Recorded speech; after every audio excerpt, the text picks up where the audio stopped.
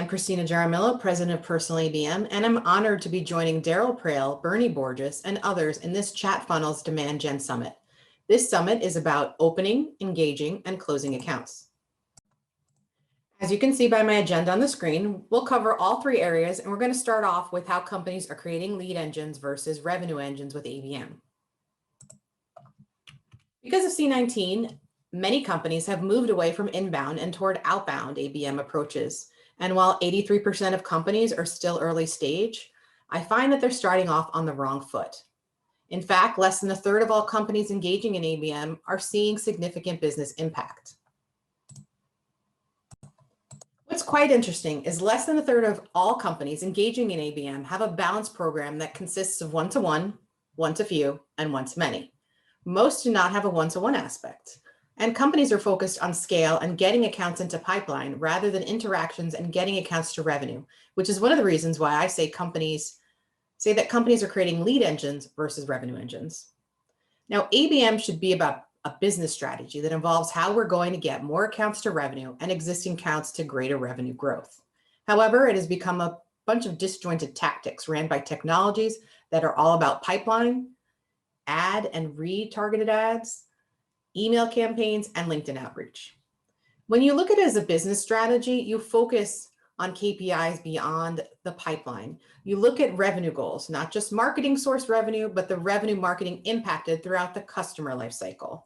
You also look at win rates, stage progression, time to revenue, deal size, and sales velocity, as well as churn rates with key major accounts and customer lifetime value. You look at the key metrics the organization as a whole wants to impact now, and then put together a strategy. You have a lead engine versus a revenue engine when marketing only talks about pipeline versus pipeline to revenue and the speed at which accounts convert to revenue. If your focus is on the pipeline and how many accounts from your ABM efforts are in the pipeline, then you have a lead engine versus revenue engine. When you have a revenue engine, you think about the top tier 1 ICP accounts that are not engaging with your campaigns. Unlike many marketers, I do not care about conversions. If you get 20% conversions, I automatically think about the other 80%. How many tier 1 ICP accounts are in that 80% that can become revenue if we improve the experience and the interactions that sales and marketing teams are having with customers and prospects? When you focus on the experience and the buying journey, you can then create your revenue engine. When there's a handoff versus a handshake between sales, marketing, and account management and customer success teams, all you're doing is creating a lead engine. You're only engaging in targeted lead gen. On our Stop the Sales Drop podcast, Mark Strauss mentioned that the analytics show that ABM has a far greater impact in the middle and bottom of the buying journey than it does at the top. ABM has become tactical account-based awareness or account-based advertising programs. It has become about campaigns where you push out content, messaging, emails, LinkedIn ads, and retargeted ads to specific accounts just because they showed some intention. It has become about sales teams going to Sales Navigator, researching the profiles of key individuals within the accounts they want, and then reaching out with blanketed, templated, and even irrelevant profiles. There's a focus on how many touch points are sales and marketing hitting. How much are we expanding our LinkedIn networks with target accounts? How many emails and in-mails are we sending? How many phone calls are we making? How many demos are we giving with target accounts? Do you see how ABM has become so tactical just to get the lead that we get all excited about because there has been some sort of engagement? There's very little focus on the interactions and engagement that sales, marketing, and account teams are having with key accounts and the human buyers within those accounts. There's very little focus on those and how those interactions will lead to stronger revenue growth. Remember, ABM should be about driving revenue growth with new accounts and creating even stronger revenue growth with existing accounts. So let's dig into how ABM programs should work to open and close key accounts. Everyone focuses on accounts that are in market and are engaged. This is lower hanging fruit that we need to pay attention to, but it's also limiting deal sizes as sales and marketing teams are responding to predefined needs. There's 60% of the market that's stuck in status quo, and they are waiting for sales and marketing to create the buying vision. But we need to go beyond general claims, pain points, and assumptions and create the buying vision. Let me share with you how Schneider National created wins with accounts that were unresponsive to their sales and marketing communications for over 5 years. Now, Schneider National is a 3PL with the orange trucks. They have their names on the side, and they were pushing out generic messaging around better people, process, and technology. And Sigma, the account that they were targeting, had heard Schneider's story from the competition before, and they did not see their gaps and personal impacts for them to want to change. They did not see themselves in that story that was being told because it sounded like competitors, which is why they ignored all outreach. So they ignored all social, email, live, and even phone conversations, both from sales and marketing. The content and messaging had no commercial impact on the buyer. Now, when we took a deeper dive, we noticed that Schneider had the right connections. For example, Schneider's VP of sales was connected to Sigma's VP of logistics on LinkedIn, but they were not having the right conversations. They did not have the right content or the messaging to make that human to human connection. It's why they needed to redesign profiles and content to show those mid-market firms like Sigma how they were being underserved by their current TMS or transportation management system. Schneider needed to show how Sigma and other target accounts were kind of being treated like the middle child by their service provider. They were too small for the big vendors, but they were also too large for the small vendors, so they were stuck in the middle. They needed prospects to acknowledge both their gaps and impacts to operations across the supply chain, the P&L, employees, KPIs, service performance, and even customers. Ultimately, Schneider needed customer-centric or buyer-centric profiles, content, and messaging that spoke to the human buyers versus at them within the key accounts they wanted to win, protect, and expand. You cannot speak to human buyers if you do not have industry, company, rank, role, and personal relevance. Unfortunately, most sales and marketing communications stop at the industry and company relevance, and then we wonder why prospects do not respond. Once Schneider increased their relevance, Sigma and others started to pull business development through a 6-month sales cycle, and Schneider was used to seeing a 12 to 18-month sales cycle, so they were able to reduce it significantly. Sigma became an account that will be worth $2 million to $6 million, depending on how long Schneider retains them as a client.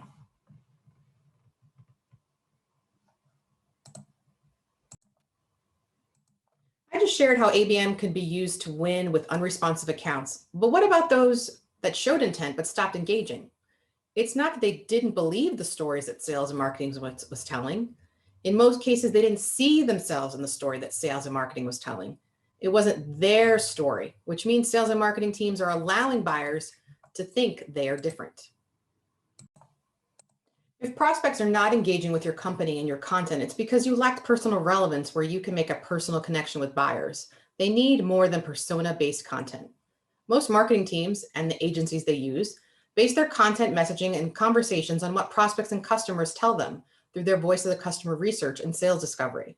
They're simply reacting and connecting pre-identified needs and wants with specific capabilities. It's resulting in commodity messaging and price-based conversations as competitors are also responding to the same insights with similar capabilities, just worded differently. So there's no competitive differentiation, no urgency is being created. Buyers quit the journey because value propositions do not identify with their specific needs.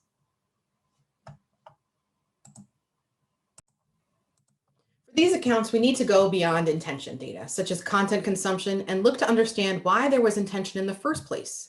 Once you know why there was intention, you can provide a personal journey that shows prospects their unconsidered gaps, the competitors' gaps, and how would it impact their business and overcome their challenge.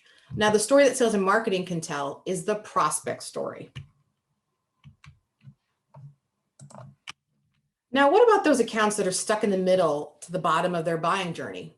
In many cases, an aha moment was not created, which means that sales and marketing did not create a buying vision. They didn't create the need. They didn't make the need for change. It's so important that it needed to become a priority. This aha moment needs to be experienced throughout the organization. Unfortunately, most messaging and content focuses on pain points versus gaps across the organization and impacts. It does not bring together multiple divisions and ranks for discussion about the company vision, their gaps, and their impacts across the organization as it pertains to that vision. Instead of pain points, we need to speak to the business problem and how it impacts the team so they can have internal discussions that result in buying consensus, even if it's sales and marketing are not included in those internal discussions. Marketing needs to support selling conversations, both internal and those including sales, throughout the journey. The teams together need to work together to get accounts to the next stage. We need to enable buyers to have confidence to move forward because we're pushing out content and messaging through campaigns and not thinking about the buyer journey. We have a perfect storm of white noise, low buyer confidence, and unresponsive buyers. Brent Adamson, author of The Challenger Sale and Distinguished VP in Gartner's sales practice, recently mentioned that the single biggest challenge today is in fact customers' confidence, but it's confidence with a twist. It's not customers' confidence in suppliers, but customers' confidence in themselves in their ability to make good buying decisions that is in critically short supply. Now, Topo, which is owned by Gartner, shows that buyers' confidence is at an all-time low. In today's digital environment, when sales and marketing are pushing out messaging, pushing out content, Topo found that additional customer research and learning does not lead to greater clarity, but rather deeper uncertainty. More often than not, today's customers are left with no clear means for evaluating trade-offs or moving forward with sufficient certainty to justify an expensive, potentially disruptive purchase. In fact, Gartner's research shows that 89% of customers report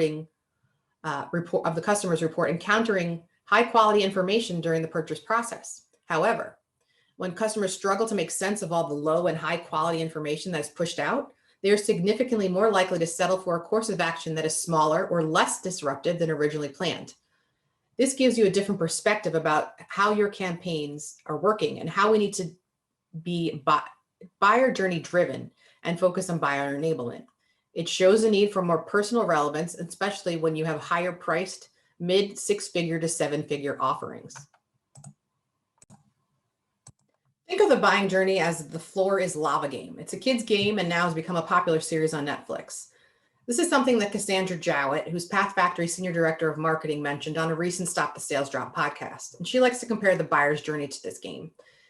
You have all these jumping points to get the buyer to the safe harbor, and you want to make sure they don't fall into the lava halfway through their journey. You want buyers to jump from one rock to the next one, and so on. And you want to lay out a path in a very clear way.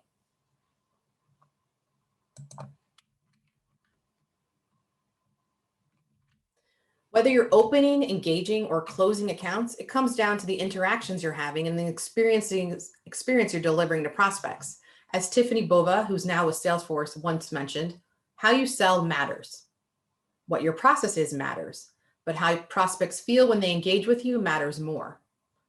Do they see themselves in the story that sales or marketing is telling? Do they feel that they're being listened to?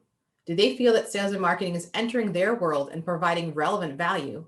Or is sales and marketing trying to force the prospect into the sales and marketing world?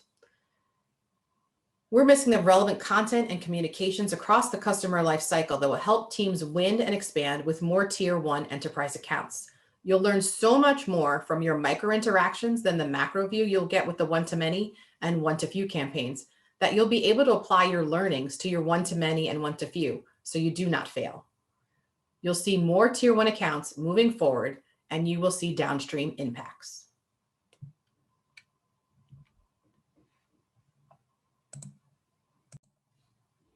I'm Kristina Jaramillo, President of Personal ABM, and I hope that I helped you start to rethink your account-based strategies and how you should be using ABM to open, engage, and close key accounts. I'd love to learn more about your ABM approach and share opportunities for growth. Please connect with me on LinkedIn and check out personalabm.com. Also, you can email me at Kristina@personalabm.com. That's Kristina@personalabm.com. Thank you.